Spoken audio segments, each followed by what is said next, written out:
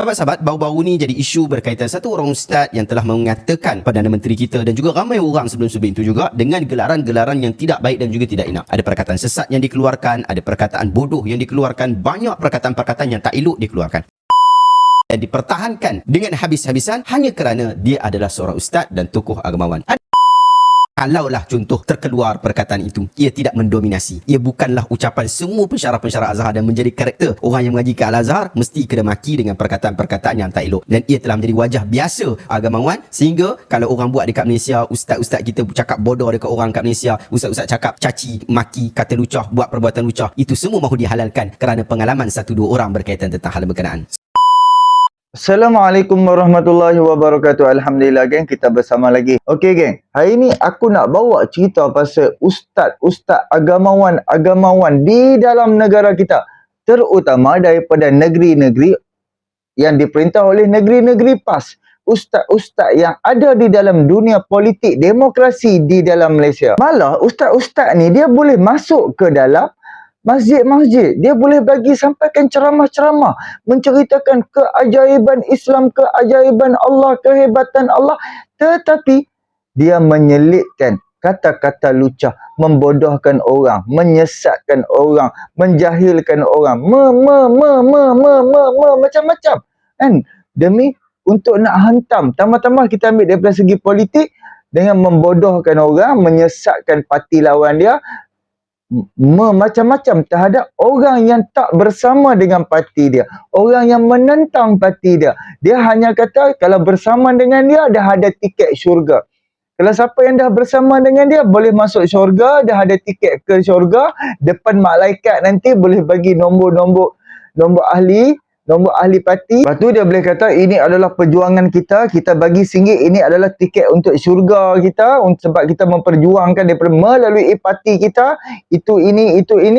Last sekali dia hantam siapa yang tak bersama dengan dia ataupun yang menentang parti dia, semuanya kafir, semua masuk api neraka, semua itu, semua ini. Itulah fahaman Khawarij. Aku dah ada buat satu video dekat dalam channel aku ni menceritakan soal Khawarij. Aku bawa beberapa orang ustaz kan, menceritakan soal Khawarij. Hampa boleh tekan dekat aku punya profile, hampa pergi dekat aku punya video dan hampa boleh tengok ada video aku menceritakan soal Khawarij, betapa bahayanya di dalam negara kita. Apa yang berlaku sewaktu 80-an kan, apabila menyatakan perlembagaan kita perlembagaan kafir lah, itulah, ini menyesatkan orang, itu macam-macam lah kan. Dah last yang terkorbannya adalah nyawa. Sebab apa? Sebab dia di dalam otak dia berfikiran kalau dia perjuangkan ini, kalau dia bersama dengan dia ni, syurga. Dia hanya fikir macam tu. Tapi adakah benar apa yang dia cakap? Adakah ini semua hanya memperjuangkan kuasa, memperjuangkan keduduk demi nak sampaikan matlamat? Yang kepala dia ni bukan main lagi duk cerita soal agama, ini pejuang, itu pejuang. Hak di bawah ni, hak yang tak ada jawatan apa-apa ni, duk diperbodohkan oleh yang di atas dia. Yang di bawah ni duk buat kerja, duk kafir ke orang, duk itu, duk ini.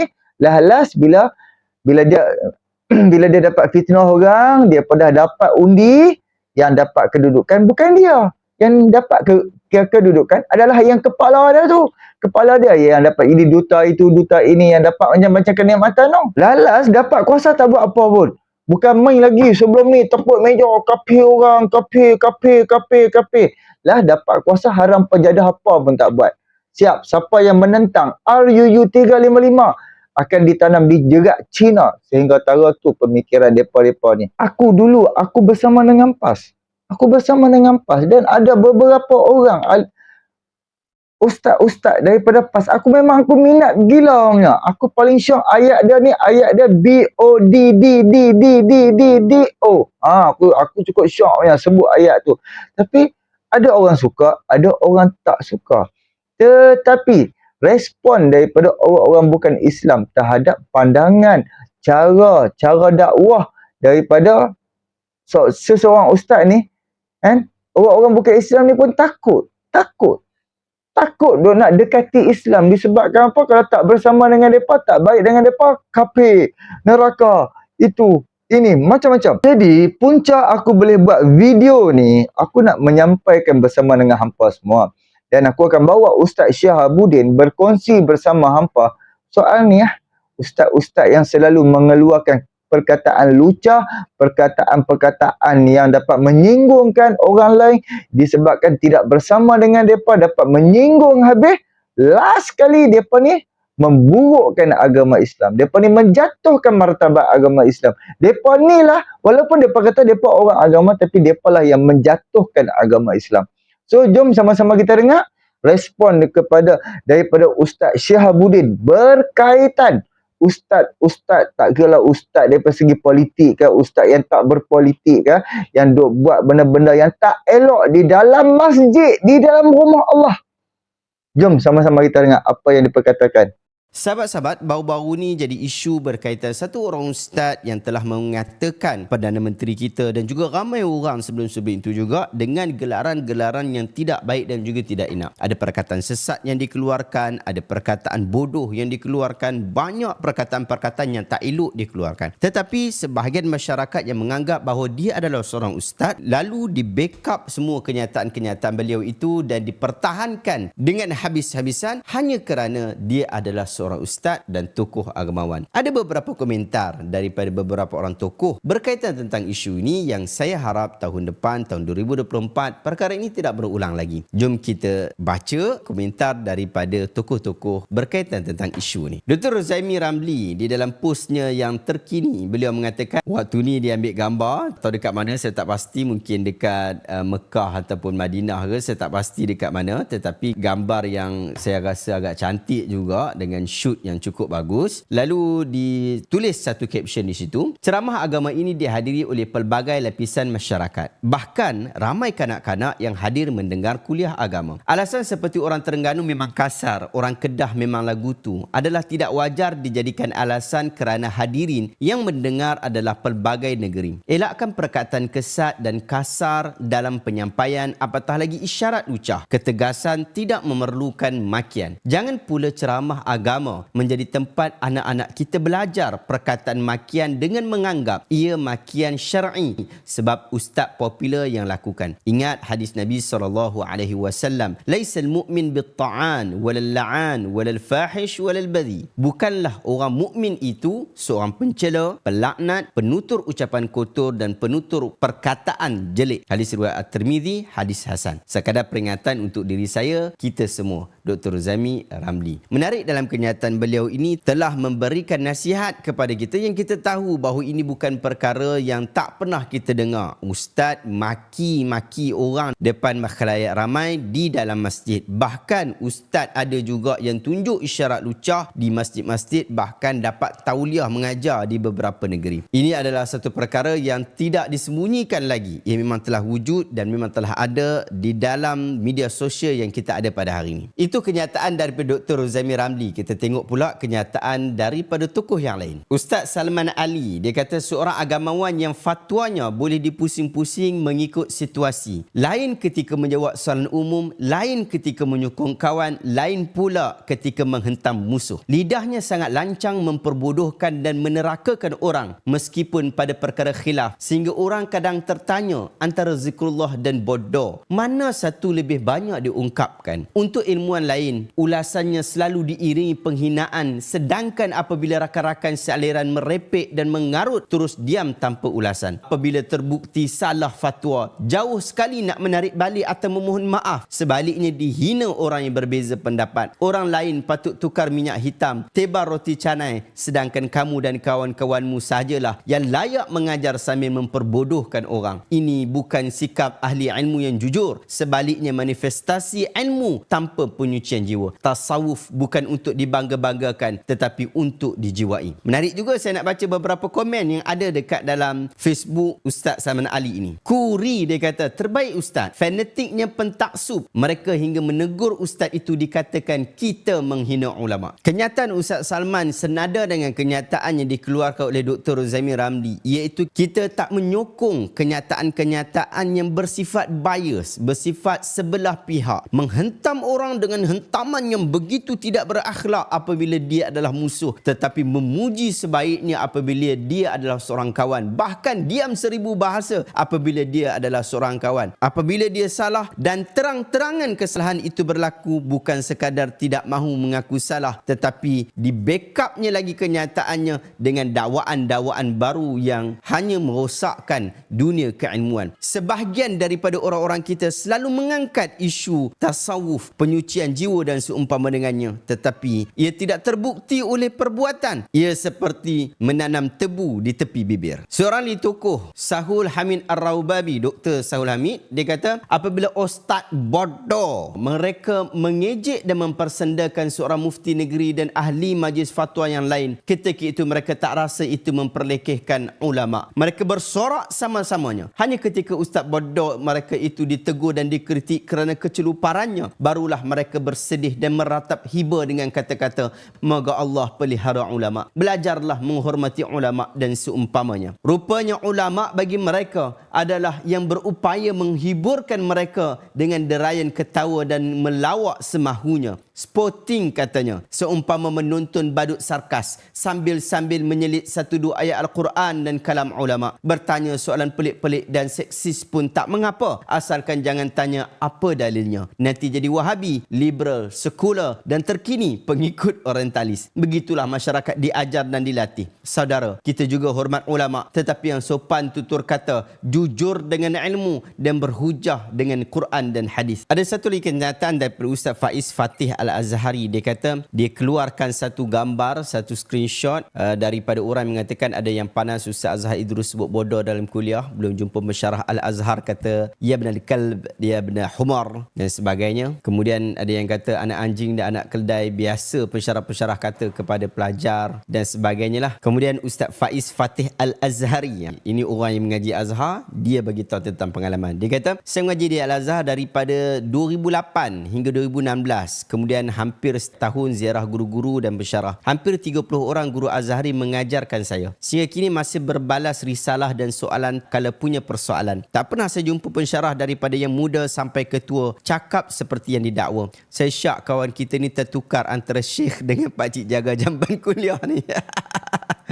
Bawa-bawa orang Badawi. Apa-apa pun Rasulullah ikutan terbaik kita. Pengalaman saya juga begitu. Memang ada orang yang sebut macam-macam, yang macam-macam seperti itu, perkataan-perkataan yang tidak elok. Tapi kebiasaannya bukanlah daripada pensyarah-pensyarah kita ataupun bukan daripada pensyarah agama di sana. Kadang-kadang adalah mereka sebut perkataan yang ganas sikit. Paling-paling pun bukanlah sebut perkataan yang ya benarlah himar dan seumpama dengannya, tetapi biasa kadang disebut dengan perkataan macam itlaq barrah, pergi keluar sajalah dan marah sangat dan seumpama dengannya, tapi tidaklah sampai perkataan-perkataan yang teruk.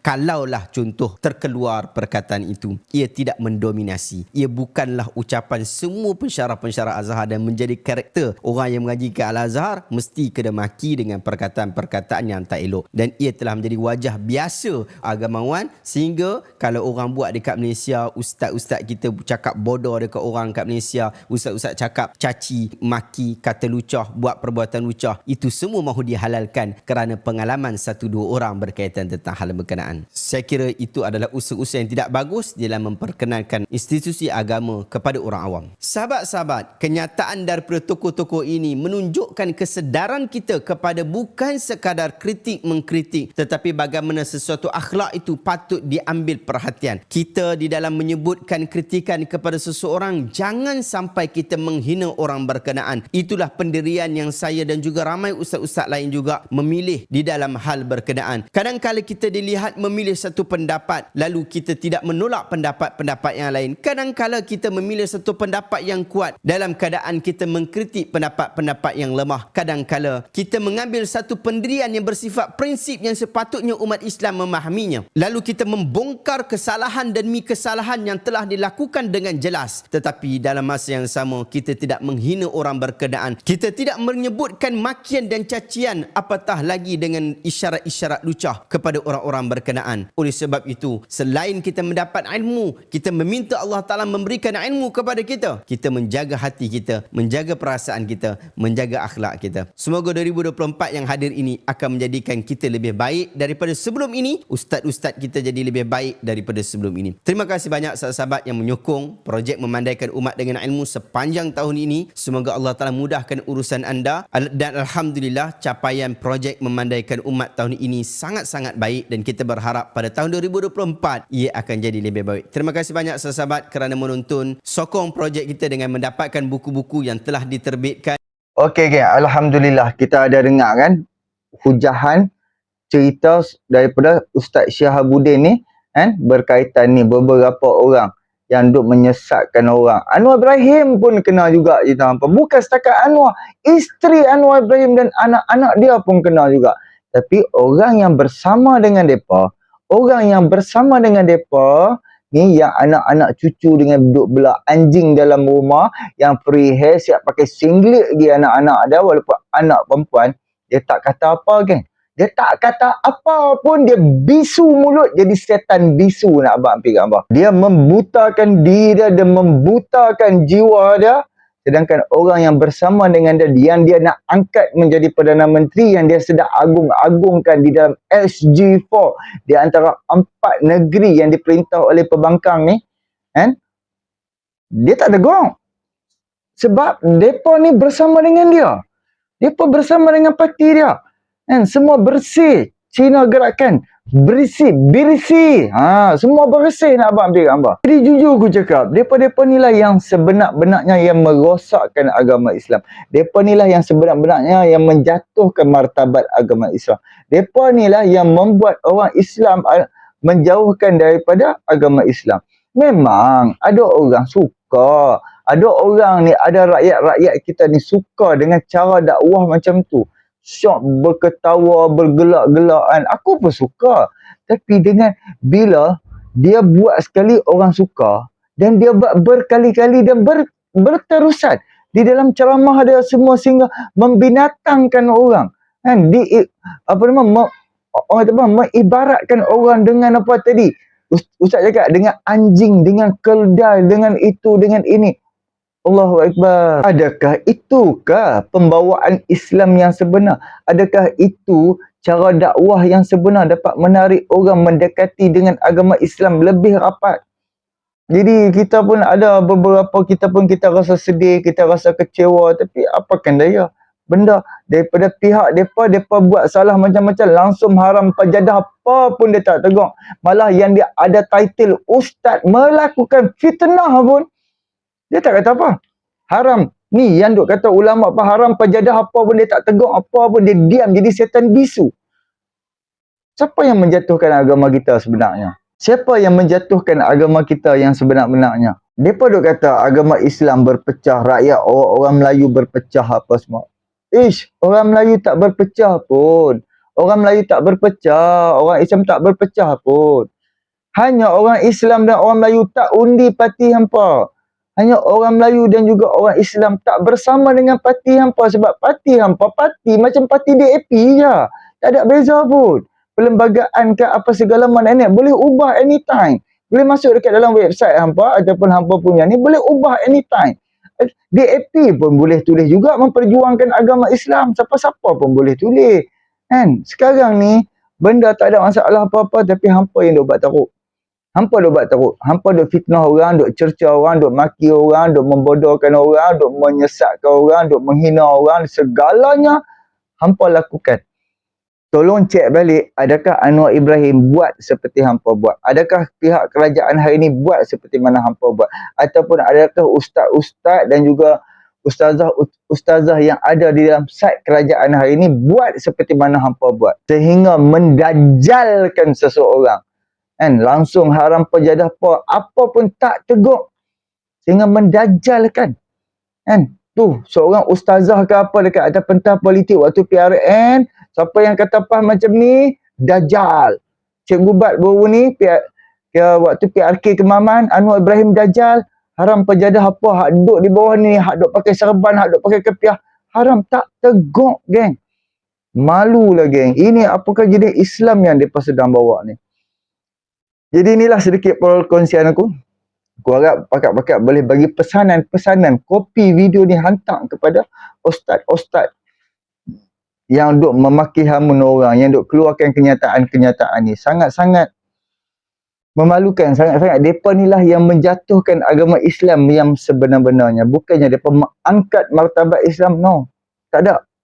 Kan? Mereka ni lah sebenarnya yang menjatuhkan, yang merosakkan wajah betapa kesucian agama Islam. Jadi terima kasih banyak. Kita jumpa untuk video yang akan datang. Boleh tolong subscribe, like, komen dan share. Assalamualaikum.